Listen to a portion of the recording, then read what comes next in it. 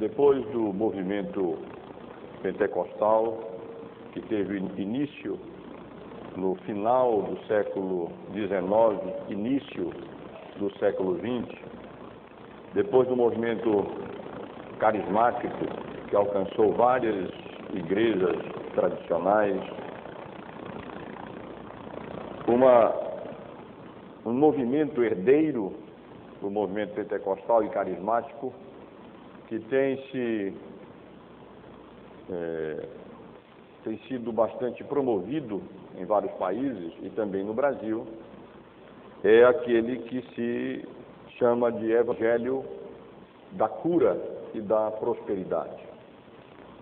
Irmãos estão certamente bem afeiçoados a esse tipo de evangelho que anuncia e focaliza e enfatiza especialmente que a redenção que Cristo veio nos trazer inclui a cura e a prosperidade material, física e financeira de todos quantos reivindicarem para si estas bênçãos e crerem no poder de Cristo, no poder de Deus, para curar as nossas enfermidades. O Evangelho da cura e da prosperidade anuncia que a cura está ao alcance de todos e que só não são curados aqueles que, por ignorância ou por falta de fé, deixam de reivindicar estas bênçãos e de declarar a fé na vitória e na cura alcançada em Cristo pela fé, ainda que os sintomas das enfermidades não sejam eliminados ou mesmo diminuídos. E os irmãos estão muito bem afeiçoados em como esse tipo de evangelho tem predominado no nosso país, de tal maneira que quase que evangélicos estão associados a esse tipo de evangelho de cura e de prosperidade proclamado e anunciado através da mídia evangélica e de várias igrejas ditas evangélicas no nosso país. E esse movimento, as pessoas desse movimento geralmente fazem uso de passagens bíblicas como essa que nós acabamos de ler, aonde é mencionado que muitos sinais e prodígios eram feitos entre o povo pelas mãos dos apóstolos e que muitas pessoas, muitos enfermos eram levados e colocados na rua, ali em leitos e em macas, para que pelo menos a sombra dos apóstolos cobrisse aquelas pessoas enfermas, passasse por cima daquelas pessoas enfermas, na esperança de apenas desta maneira serem curados das suas enfermidades. E tal era a frequência e o volume desses acontecimentos, que o versículo 16 do capítulo lido diz que afluía muita gente, não apenas de Jerusalém, mas até das cidades circunvizinhas à cidade de Jerusalém, levando pessoas doentes do corpo e da alma, pessoas atormentadas de espíritos imundos, os quais eram todos curados através dos apóstolos, logo no início da história da igreja cristã. Então, passagens como essas e outras levam pessoas do movimento de cura e prosperidade a afirmarem que Jesus veio para curar a todos e que juntamente com a redenção da nossa alma, Cristo nos alcançou para nós a vitória que nos permite usufruir de saúde plena aqui nesta vida, bastando para isso crer que Ele tem poder para nos curar das nossas enfermidades e assim confiar e declarar e proclamar a cura pela fé na obra que Cristo realizou em nosso lugar na cruz do Calvário. Quero estudar com os irmãos um pouco esse texto e considerar essas questões, especialmente o lugar dos milagres do Novo Testamento. E quero, inicialmente, pedir que os irmãos observem, comparem os outros dois resumos da vida na história da igreja que nós encontramos anteriormente no livro de Atos, primeiro no capítulo 2, no versículo 44 em diante, e depois no capítulo 4, nos versos 32 ao verso 35, com esse outro resumo da vida, esse terceiro resumo, porque esse texto é exatamente isso, um terceiro resumo da vida da igreja primitiva, naqueles primeiros momentos. Observem um contraste. Enquanto que os dois primeiros resumos focalizam especialmente a vida interna da comunidade, do Pacto da Graça, da igreja, esse outro resumo focaliza principalmente o impacto, a gente pode dizer assim, que a igreja, e especialmente os apóstolos, tiveram sobre aqueles que são de fora da igreja, sobre os incrédulos, sobre os que não constituíam a igreja de Cristo até aquele momento.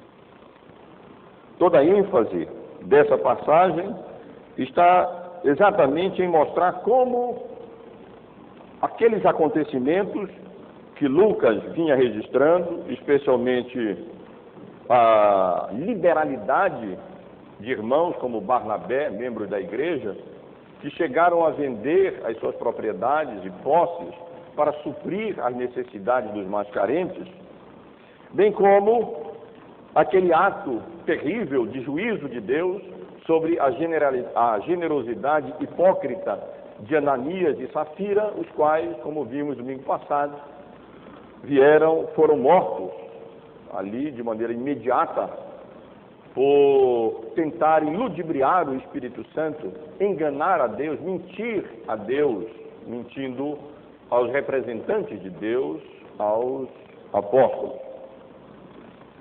Esses acontecimentos, e bem como os muitos milagres que vinham sendo realizados no seio da igreja pelos apóstolos, tiveram um impacto muito forte sobre as pessoas de fora da igreja, aquelas pessoas que tinham algum contato com os membros da igreja e que ouviam as notícias dos acontecimentos ali naquela comunidade da igreja primitiva.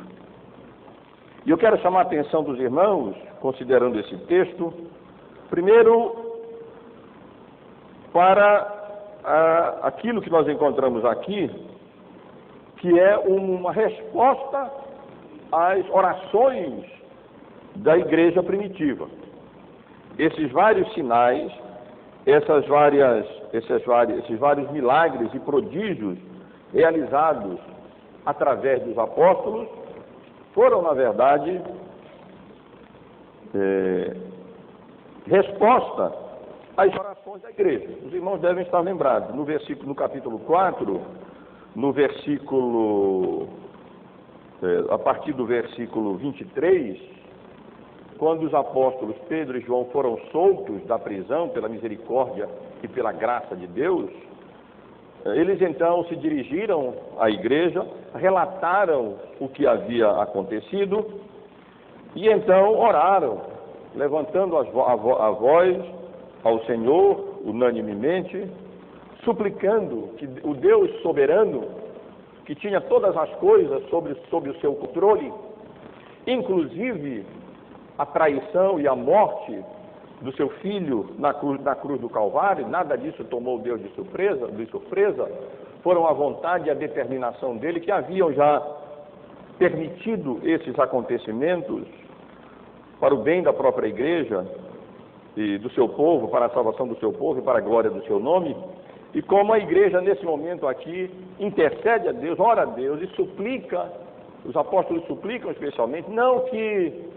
eles fossem poupados dos perigos e Deus os livrasse daquelas perseguições, mas eles oraram pedindo especialmente duas coisas: que Deus continuasse concedendo a eles intrepidez, ousadia, coragem, firmeza, determinação para anunciarem a palavra de Deus sem mercadejá-la, mas com coragem e ousadia, confrontando aqueles judeus, especialmente a liderança hipócrita e aquele povo que havia sentenciado o Filho de Deus, o Messias prometido, à morte de cruz do Calvário. Mas pedem também, juntamente com intrepidez para pregar o Evangelho, que Deus acompanhasse a pregação do Evangelho de manifestações extraordinárias da sua presença entre eles, com sinais e prodígios, enquanto estendes a mão para fazer curas, sinais e prodígios, por intermédio do nome do teu santo servo Jesus. Nós vamos ver, irmãos, a partir do versículo 17 do capítulo 5, como os apóstolos continuaram ousadamente pregando o Evangelho, anunciando o Evangelho, como Deus respondeu às orações deles, vai responder às orações deles, concedendo a eles aquela intrepidez, aquela ousadia que eles pediram a Deus, suplicaram a Deus para continuarem pregando o Evangelho, não obstante os perigos reais que eles estavam enfrentando por serem fiéis a Cristo e anunciarem o Evangelho da graça de Deus e testemunharem a ressurreição de Cristo naqueles momentos ali tão perigosos para a igreja. Afinal de contas, há poucas semanas, o Senhor Jesus havia sido sentenciado à morte de maneira ilegítima e sem motivo, pelo mesmo Sinédrio que havia determinado que eles não mais anunciassem, ensinassem, pregassem em o nome do nosso Senhor e Salvador Jesus Cristo. Mas eles também pediram Deus manifestasse extraordinariamente a presença deles através de sinais e prodígios, e Deus fez isso.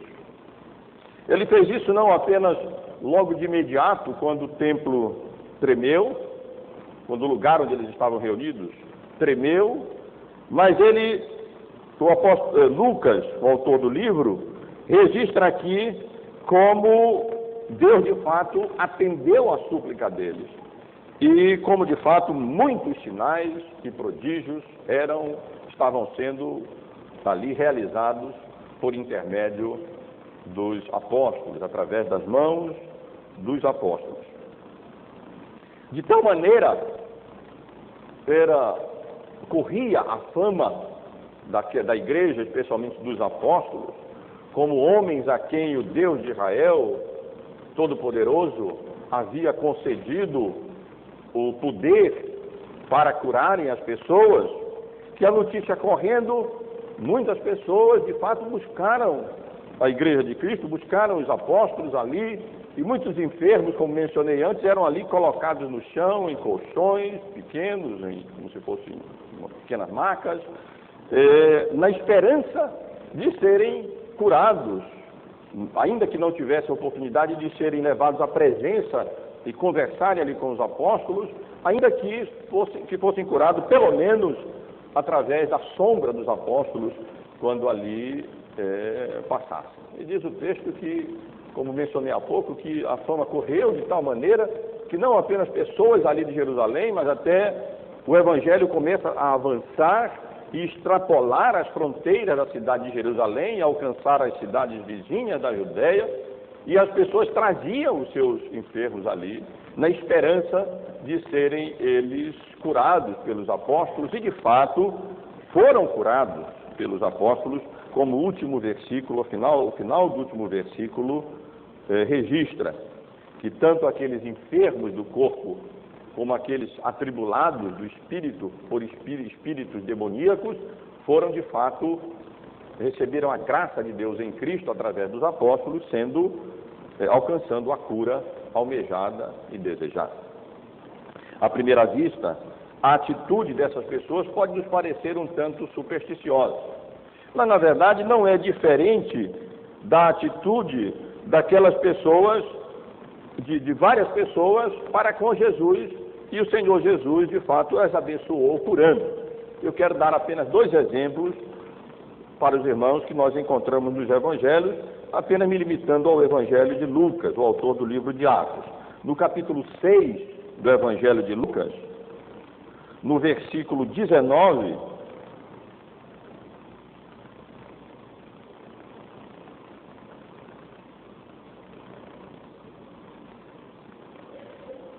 eu vou ler desde o verso 17, para os irmãos terem bem o contexto aqui na mente. Lucas registra que, descendo eles, parou os apóstolos com Jesus numa planura onde se encontravam muitos discípulos seus e grande multidão do povo de toda a Judéia, de Jerusalém, do litoral de Tiro e de Sidom, que vieram para ouvi-lo e ser curados de suas enfermidades. Também os atormentados de espíritos imundos eram curados. E no verso 19 nós lemos que todos da multidão procuravam tocá-lo, porque de Cristo saía poder e curava a todos. Eles iam na esperança e na confiança de que, se pelo menos eles tocassem em Cristo, eles poderiam ser curados da sua enfermidade. E de fato, quando eles tocavam, de Cristo fluía poder salvífico, que curava não apenas o corpo, mas também muitos deles, ouvindo a Cristo, eles eram salvos dos seus pecados e se tornavam discípulos do Senhor Jesus. 2 capítulos adiante, no capítulo 8 do Evangelho de Lucas, a partir do versículo 43, nós lemos um episódio bem conhecido de uma mulher que sofria de uma hemorragia terrível e que havia sido e foi curada com o Senhor Jesus, simplesmente fazendo isso, simplesmente tocando na borda, na orla da sua veste, das vestes do Senhor Jesus Cristo. E assim ela foi curada. Jesus percebeu na sua onisciência que alguém o havia tocado com fé, na esperança de ser curado, e ele então havia curado, curou de fato aquela mulher. Portanto, irmãos, aquilo que acontece aqui, com essa realização desses milagres, não é diferente daquilo que vinha acontecendo quando o Senhor Jesus esteve aqui conosco.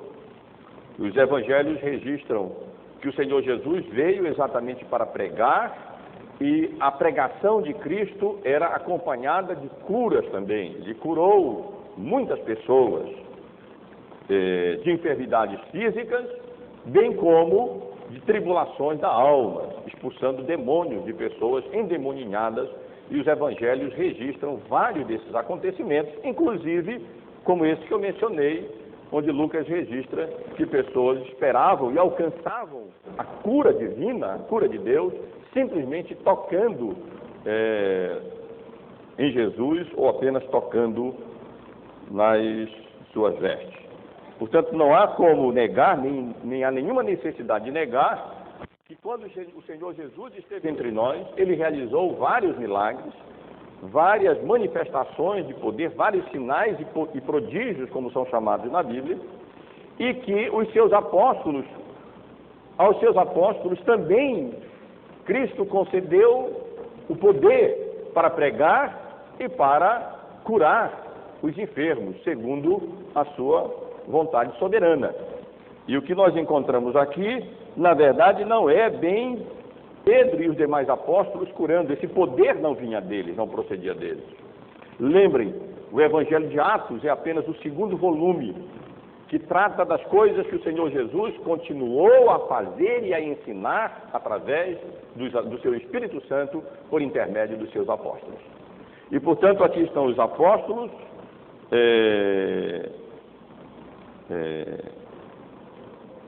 sendo utilizados, vamos dizer assim, as mãos dos apóstolos sendo utilizadas como instrumentos através dos quais Cristo manifesta o seu poder e a sua autoridade sobre o céu, sobre a terra, autoridade sobre o mundo invisível, sobre o reino das trevas, sobre principados e potestades, sobre o pecado, sobre Satanás. E vemos aqui não os apóstolos com poder deles próprios, mas nós vemos os apóstolos, nós vemos Cristo atendendo às orações dos apóstolos e fazendo acompanhar a pregação deles, o anúncio do Evangelho, com várias manifestações do poder de Deus, em termos de curas mesmo, como nós lemos aqui, e ainda vamos ler outros registros semelhantes a esses, aonde Pedro foi utilizado para a realização de curas, e o apóstolo Paulo também será utilizado por Cristo para a realização de curas miraculosas, de prodígios, de sinais vários, entre os quais a cura milagrosa mesmo de pessoas enfermas e a cura de pessoas atormentadas no espírito por causa de influências e possessões demoníacas. Mas o texto não fala apenas desses sinais e prodígios que vinham sendo realizados, como nós vimos aqui, que atraía as multidões, mas nós vemos também, o texto nos fala também do impacto, essa é a ênfase do texto, do impacto que a igreja de Cristo, especialmente os apóstolos, vinha tendo sobre os de fora da igreja de Cristo. Esses versículos são um pouco difíceis, a gramática do versículo, mesmo no grego, é um pouco difícil, e tem levado alguns intérpretes a entenderem que esses restantes, no versículo 13, seriam restantes membros da igreja, mas aí o texto fica de muito difícil interpretação. Muitos sinais e prodígios eram feitos entre o povo pelas mãos dos apóstolos e costumavam todos reunir-se de comum acordo no pórtico de Salomão. Mas dos restantes ninguém ousava juntar-se a ele, porém o povo lhe tributava grande admiração.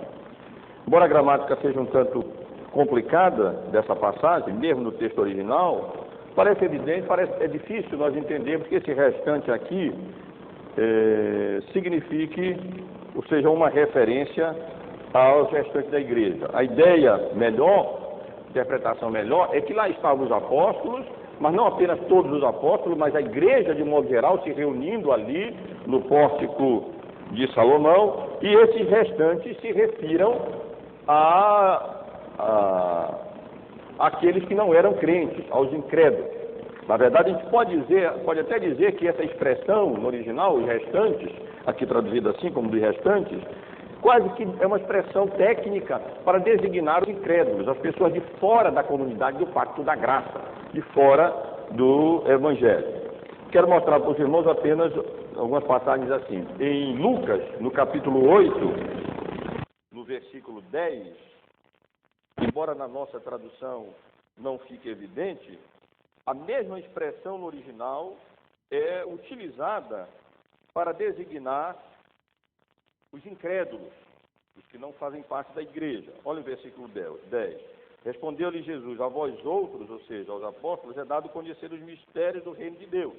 Aos mais, aqui seria a mesma expressão grega, no grego original, traduzido aqui pelos restantes, ou mais, os restantes, fala-se por parábolas, para que vendo não vejam e ouvindo não entendam. A referência aqui é claramente aos incrédulos.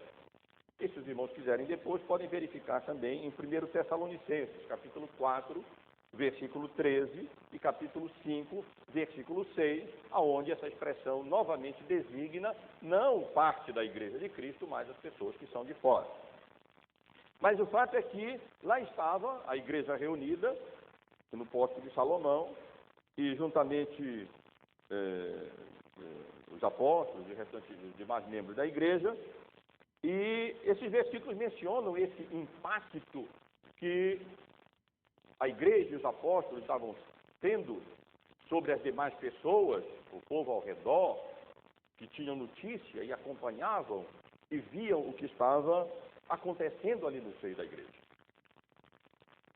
Estejam certos de que não apenas as mensagens, as pregações, os ensinos, o testemunho apostólico acerca da ressurreição de Cristo, mas também as várias curas e a manifestação de juízo sobre Ananias e Safira, corriam de boca em boca, e as pessoas tomavam conhecimento. E isso causou uma reação variada nas pessoas, nos ouvintes. Muitos, diz o texto, admiravam a igreja. Observem, como nós lemos aqui, que o povo, no final do versículo 13, a segunda parte, porém o povo lhes tributava grande admiração. Quer dizer, boa parte do povo admirava o que estava acontecendo e era atraído positivamente pelas pregações, pelos ensinos e pelas manifestações de cura e mesmo pelas manifestações de juízo. E eles admiravam e eles tratavam os apóstolos ali como uma pessoa de reputação, tratavam com admiração mesmo o que estava acontecendo, a igreja, especialmente nas pessoas dos apóstolos. Outros, entretanto, diz o texto, guardavam uma distância reverente da igreja. Eles temiam se associar com a igreja, temiam se aproximar da igreja. Tinham notícia do que estava acontecendo e eles ficavam temerosos e mantinham uma certa distância daquele poder salvífico que eles estavam tendo notícia, mas também daquele poder que executava juízo, como eles estavam tendo notícia. Provavelmente esse era o sentimento, esse era o impacto que estava causando na comunidade de fora da igreja do Pacto da Graça, da comunidade do Pacto da Graça. Ao mesmo tempo em que boa parte das pessoas era atraída pelo que estava acontecendo, outras pessoas guardavam distância, com temor pelo que estava acontecendo, talvez alguns até interessados naquilo com vontade, mas sabendo que tinham um coração dividido, um coração parcial, tinham medo do que poderia acontecer com ele. Afinal de contas, Ananias e Safira haviam sido fulminados por causa da hipocrisia religiosa que reinava, empedernida, bem agasalhada no coração deles.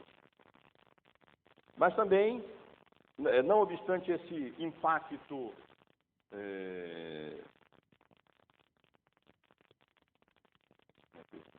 meio assim contraditório da reação das pessoas, Lucas registra o crescimento, porque muitos homens, bem como mulheres, iam sendo agregados à igreja do Senhor Jesus, de tal maneira que agora já poderia ser considerada como uma multidão. Uma multidão.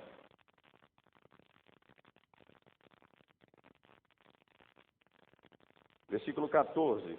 E crescia mais e mais a multidão de crentes, tanto de homens como mulheres, que eram agregados ao Senhor, que se chegavam à igreja e que através da pregação do Evangelho, através da graça de Deus em Cristo, do poder de Deus através dos apóstolos, muitos eram curados ou tinham parentes curados, e muitos, e esses todos eram curados da alma, da paralisia do coração, eram salvos dos seus pecados, eram libertados do jugo e do poder do império das trevas, de Satanás e seus demônios. E se uniam, e se congregavam, se agregavam, foram agregados à igreja do Senhor Jesus. Meus irmãos, esse é o relato. Isso é o que nós temos aqui. Essas são as principais lições. Primeiro, a maneira fiel, como de fato Cristo atendeu às orações da sua igreja, dos apóstolos, e concedeu a eles as duas coisas que eles tinham pedido: ousadia e trepidez para anunciar o Evangelho, com fidelidade, sem mercadejar a palavra, sem torná-la barata por causa do medo, do perigo das autoridades, e também o poder para que a pregação apostólica fosse acompanhada de sinais e prodígios, como que testemunhando da presença e da autoridade de Cristo ali sobre eles. Ao mesmo tempo, vemos aqui essa lição sobre o impacto causado sobre as pessoas de fora. Muitos admiravam, mas estes ou mesmo outros ou mesmo estes estavam ali também temendo e guardavam uma distância da igreja, com receio de serem associados e se aproximarem com ele, das consequências que eles experimentariam de se aproximarem da igreja e de Cristo, e o crescimento que, pela graça de Deus, a igreja experimentou naquele momento, com tantas mulheres e homens se convertendo ao Evangelho e a igreja se tornando já em uma multidão. Os irmãos sabem que o efeito da igreja genuína, da igreja verdadeira, com manifestação de cura ou sem cura, exerce sobre as pessoas de fora, é mais ou menos semelhante a esse que nós temos aqui. Alguns admiram e até se unem à igreja, mas outros guardam um certo temor e preferem, por reverência, guardar distância dos crentes e da igreja de Cristo, com temor daquilo que porventura possa vir a acontecer com eles em virtude por causa dessa associação que poderia ocorrer. Eu quero, de uma maneira mais prática, considerar com os irmãos ainda o significado. Eu penso que se simplesmente concluísse aqui, não seria o melhor. E quero considerar com os irmãos o significado das curas e dos milagres do Novo Testamento. Porque a pergunta certamente paira no ar. Ora, o Evangelho da cura e da prosperidade anuncia a redenção do corpo, cura para todos quantos reivindiquem essa cura. Nós vemos aqui Jesus curando, de fato, quantos iam até ele. E os apóstolos também sendo instrumentos da graça de Deus para a realização dessas curas. As pessoas que eram levadas até eles, mesmo com a sombra deles passando sobre essas pessoas, o texto dá a entender que eles, de fato, eram curados. Então, por que eles não estão corretos? E por que nós não devemos proceder de maneira semelhante? Meus irmãos, nós precisamos, para compreender melhor essa questão, entendermos bem o significado das curas e dos milagres, que são chamados no Novo Testamento de sinais e prodígios, como eles ocorrem no Novo Testamento. E quero sugerir aos irmãos que os sinais, os prodígios realizados por Cristo e pelos seus apóstolos, eles têm uma tripla finalidade. Tem 3 propósitos, 3 significados. Afinal de contas, eles são sinais que significam alguma coisa. Primeiro, esses sinais são evidência de que Jesus é realmente o Messias prometido, que tem poder sobre o império das trevas. A igreja aguardava o Salvador, aguardava o Messias. Havia várias promessas no Antigo Testamento, em Isaías, em vários outros profetas, acerca da vinda do Messias, do Salvador, que realizaria sinais, prodígios e milagres.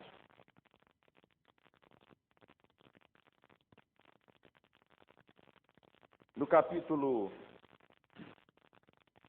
11 do Evangelho de Mateus, os irmãos podem acompanhar, no verso 4 e a partir do versículo 2, nós lemos como, quando João estava no cárcere, e ali naquelas circunstâncias chegou a duvidar se Jesus era mesmo o Messias prometido, e mandou então que perguntasse a ele se ele era realmente aquele que havia de vir, o Messias, ou se haveríamos de esperar outro.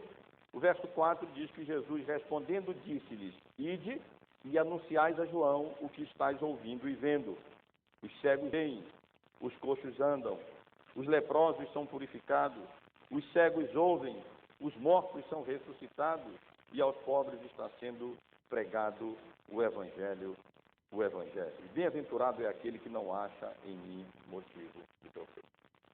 Em outras palavras, quando João manda perguntar se Jesus era mesmo o Messias prometido, ele diz: olha, eu venho fazendo curas, realizando milagres, os coxos estão vendo, estão andando, os cegos estão vendo, as pessoas estão sendo curadas, os demônios estão sendo expulsos dos endemoninhados através da pessoa do Senhor Jesus, e claramente está implícito aí que essas realizações desses portentos, desses sinais, desses milagres por parte de Jesus, consistia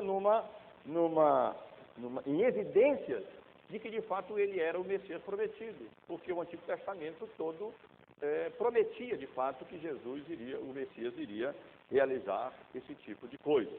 Era Jesus dizendo a João que de fato ele era o Messias prometido e que a realização desses sinais, desses portentos, desses milagres agora nessa nova dispensação, nesse novo momento, depois de 400 anos sem voz profética e sem que essas coisas fossem realizadas no meio do povo de Israel, isso era uma evidência de que de fato Jesus era o Messias prometido. É assim que nós devemos encarar os sinais, os milagres realizados pelo Senhor Jesus, como evidências do seu poder messiânico, de que ele de fato era o Messias prometido e que ele estava ali de fato para cumprir aquelas profecias a seu respeito. Mas os milagres do Novo Testamento não são apenas evidências de que Jesus é o Messias, evidências do poder messiânico do Senhor Jesus Cristo. Mas eles são também, quando realizados pelos apóstolos, autenticação da autoridade apostólica. Eles eram uma das autenticações de que alguém era de fato um apóstolo do Senhor Jesus Cristo. Alguém que havia sido vocacionado para ser um daqueles 12, através dos quais o Novo Testamento seria inspirado, ou deles, ou daquelas pessoas ligadas a eles, e através dos quais a igreja seria organizada, fundada e instituída nessa sua nova forma na dispensação da graça, a dispensação do Espírito Santo de Deus. Há uma passagem em 2 Coríntios que vale a pena ler, no capítulo 12, no versículo 12, onde o apóstolo Paulo menciona que uma das credenciais apostólicas era exatamente o poder para a realização de sinais, de curas e milagres. Capítulo 12, versículo...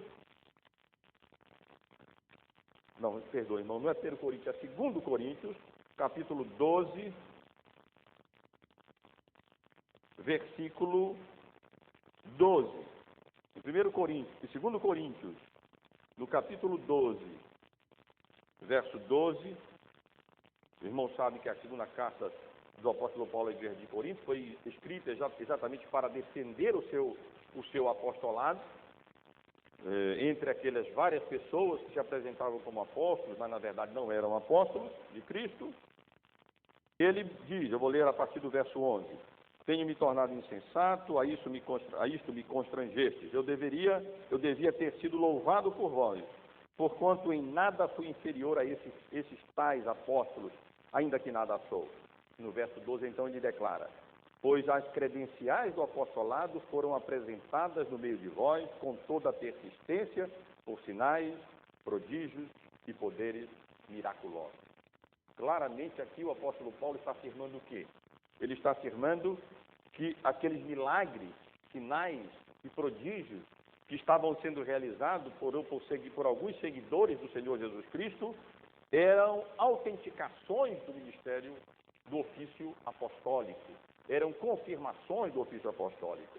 E Paulo havia sido instrumento nas mãos de Deus também para a realização de vários desses milagres, vários desses sinais, vários desses poderes miraculosos, e, portanto, isso era uma das coisas que o credenciava como apóstolo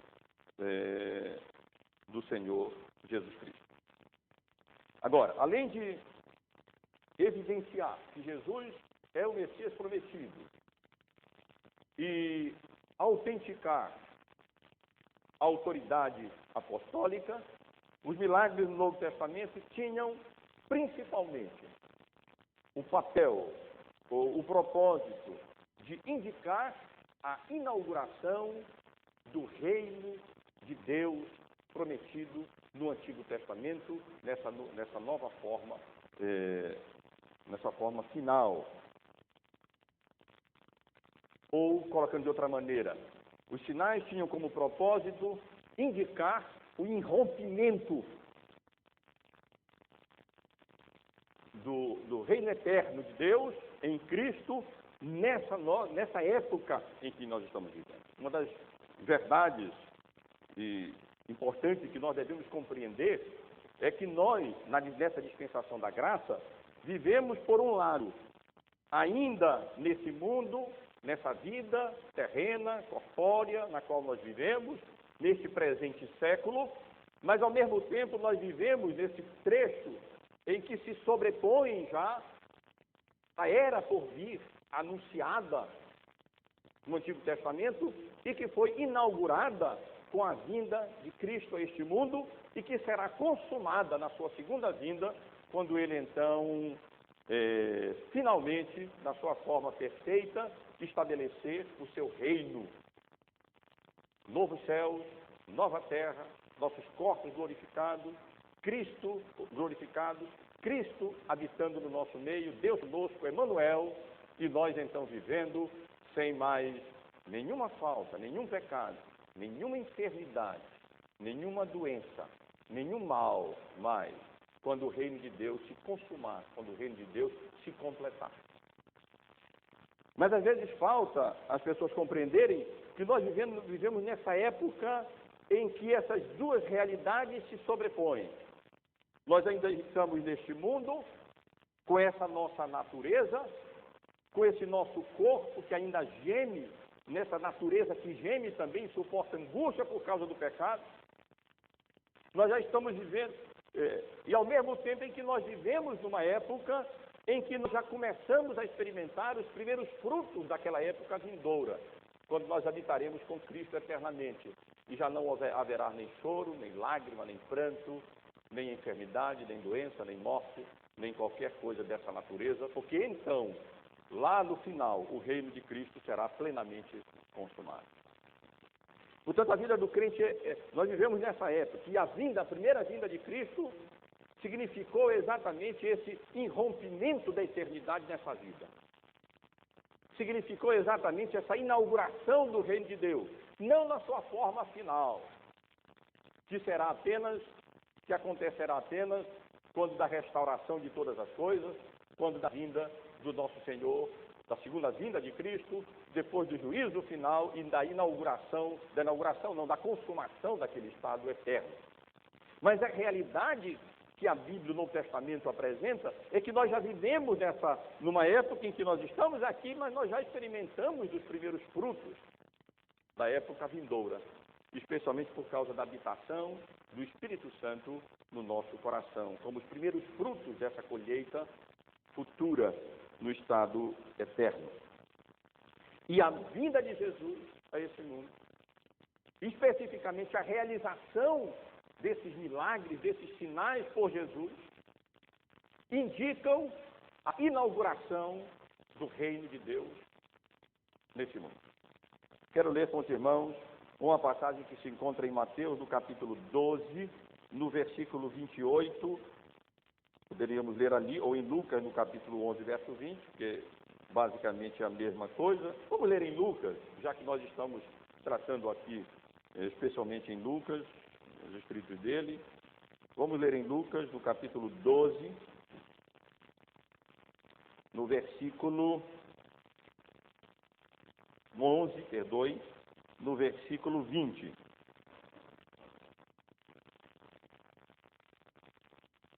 É o próprio Senhor Jesus quem diz que a realização dessas coisas, aqui ele menciona mais a expulsão de demônios. Mas a ideia é a mesma. Se, porém, eu expulso os demônios pelo dedo de Deus, certamente é chegado o reino de Deus entre vós. E em várias outras passagens, o Senhor Jesus afirma exatamente isso. Ele ensina que a vinda dele e o ministério dele de pregação do Evangelho, de cura e de expulsão de demônios, era exatamente um indicador, uma indicação do irrompimento ou da inauguração do reino de Deus nesse mundo. E é natural que já que no reino de Deus eterno não vai haver enfermidade, não vai haver cura, não vai haver doença, não vai haver morte, não vai haver coisa alguma dessa natureza, é natural que, a partir do irrompimento do reino de Deus, milagres aconteçam na igreja de Cristo. Nós não negamos de maneira nenhuma que milagres aconteçam na igreja de Cristo na dispensação da graça. Nós negamos o dom de milagres na semelhança daqueles que os apóstolos realizavam. Eles eram indicações do irrompimento do reino de Deus nesse mundo. Eles eram indicações da divindade de Cristo. Eles eram autenticações do ofício e da autoridade apostólica como representantes de Cristo aqui neste mundo. Mas é natural que, já que nós vivemos nessa época, nós já experimentemos alguma coisa dessas bênçãos de Deus em termos até de saúde física e até de prosperidade. E os irmãos sabem muito bem como naturalmente e normalmente a Igreja de Cristo tem sido abençoada por Ele com curas, com saúde e muitas vezes com prosperidade mesmo. Deus tem suprido as nossas necessidades. E muitas vezes Deus tem suprido as nossas necessidades de uma maneira abundante, tão abundante que nos envergonha quando nós consideramos nosso próprio estado e a nossa própria falta de fidelidade a Deus, como nós deveríamos ter. E somos objeto da misericórdia, do favor, da graça de Deus, e Ele nos dá muitas vezes muito mais do que nós ousamos pedir, ou precisamos mesmo. E os irmãos sabem como, pela misericórdia e graça de Deus, quantas vezes Deus nos tem curado das nossas enfermidades. Deus é sempre Deus quem cura. Quero enfatizar isso aos irmãos, já enfatizei antes. Não vamos ter uma mentalidade racionalista, humanista, de que quem nos cura são os remédios ou os médicos. Quem cura é Deus. É por isso que às vezes eles nem sabem, os médicos não sabem, por que os remédios, mesmo os remédios, funcionam para uma pessoa e não funcionam para outra pessoa. Por que o mesmo tratamento cura um e não cura outro? Por que a mesma cirurgia faz perfeitamente efeito em um e não faz efeito em outra pessoa? É porque Deus é sempre quem cura.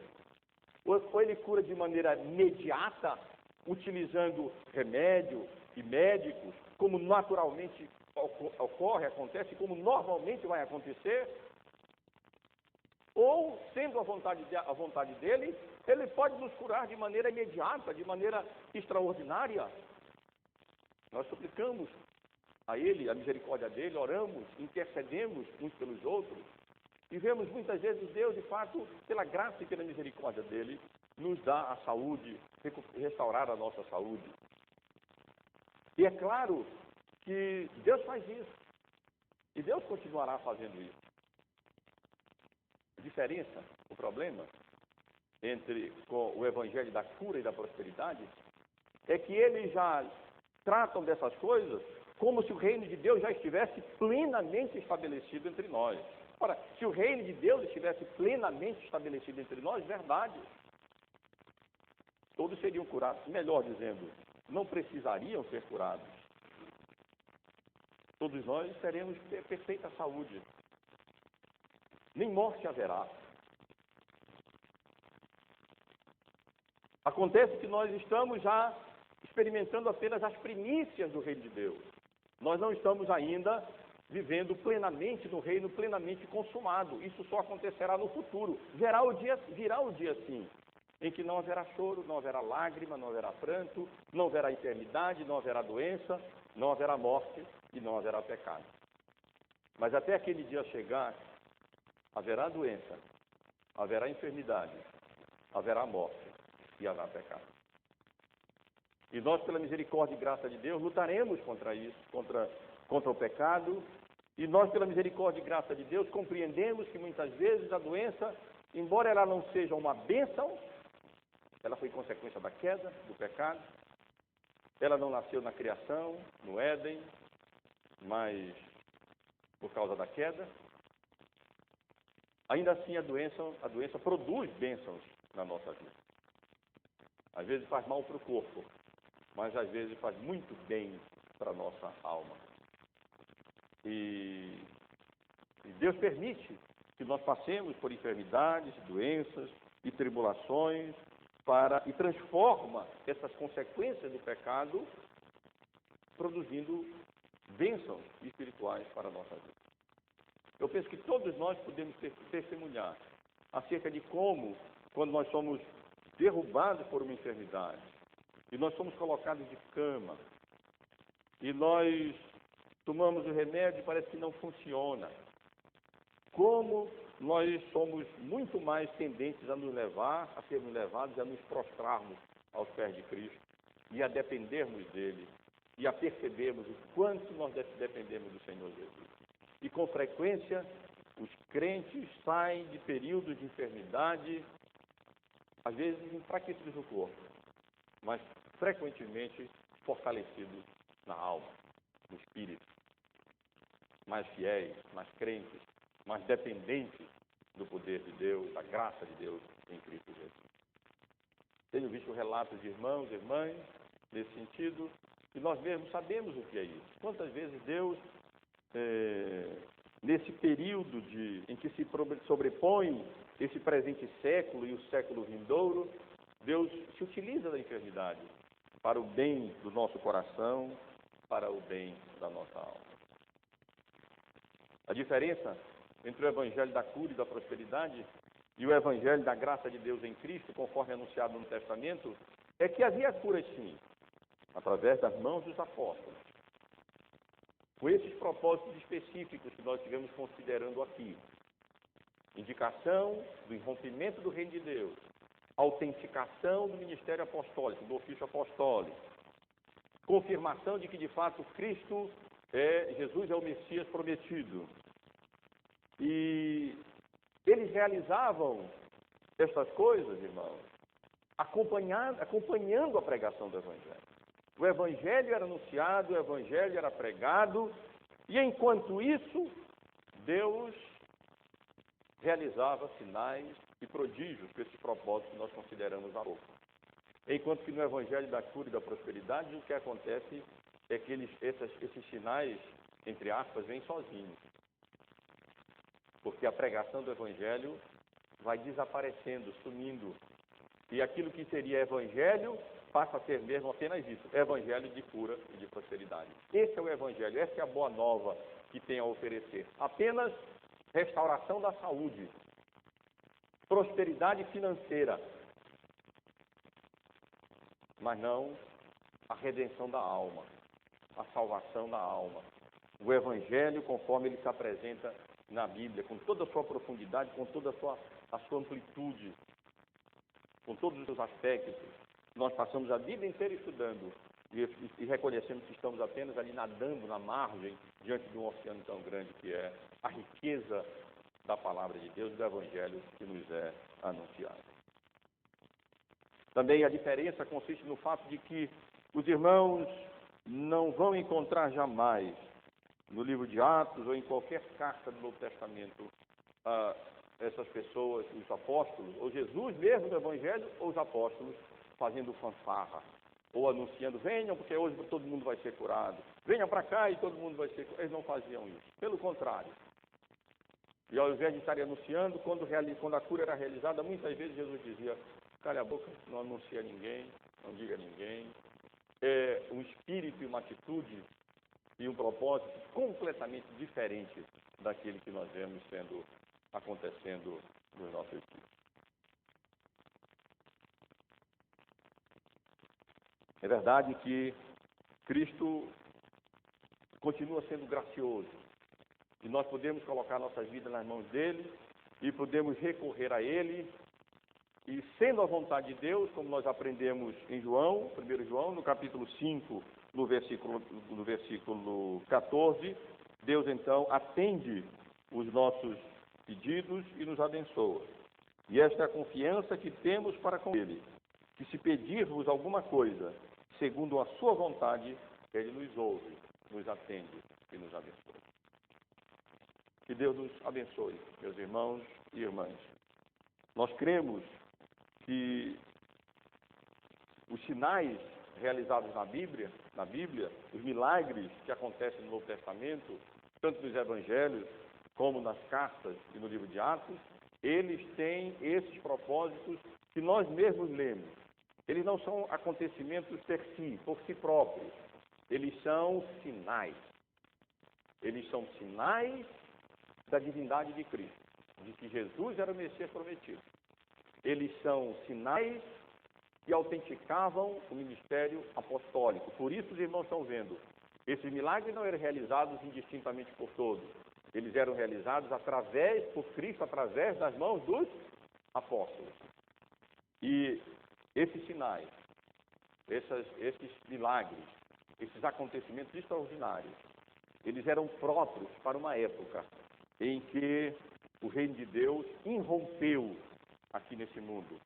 E o reino de Deus foi inaugurado quando da vinda, do nascimento, da morte, da ressurreição, da ascensão do nosso Senhor e Salvador Jesus Cristo. Que o Senhor nos abençoe e nos dê a graça de vivermos no presente século como devemos viver, conscientes de que estamos aqui nesse mundo, mas que pela misericórdia e graça de Deus já experimentamos alguns primeiros frutos da era vindoura que nos aguarda de bem-aventurança e de plena saúde e de desfrute da presença física, glorificada e gloriosa do nosso Senhor e Salvador Jesus Cristo. Mas até lá, nós usufruímos apenas dos primeiros frutos, apenas de algumas bênçãos.